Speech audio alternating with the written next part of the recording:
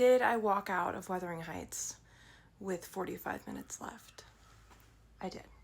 I did reread Wuthering Heights. I didn't reread the entirety of the book before going into the film. I read up until I knew where the film ended, but then I went ahead and finished the book after walking out of the movie, and I have thoughts. I used to say this book was my least favorite book of all time because I read it at 15 years old, and at that time my favorite literature was a Sarah Dessen moment.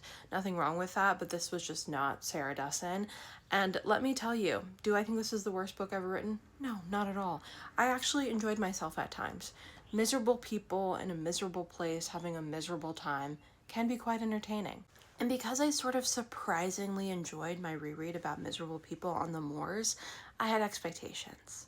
That is my own fault, but that is the truth. I had expectations. There are so many smart criticisms of this adaptation, specifically about the fact that Emerald Fennell casting her little hot boyfriend Jacob Elordi to be Heathcliff makes no sense in a story about racism, and she is uninterested in having that conversation or doing it in a, I don't know, subversive way.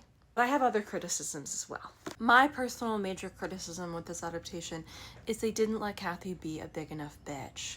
She becomes more of a bitch in the last half, but that first half, she's too likable.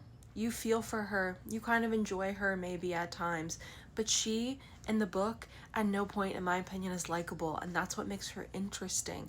She's whiny, she's annoying, she's dramatic, she's mean. You don't like her. She is just as bad as Heathcliff in many ways, and we don't really see that happen in the film until the second half, and that annoyed me. You know, she has a sense of humor in this. She's played by Barbie.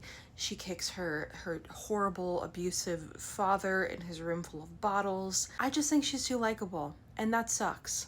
Let the woman be a bitch.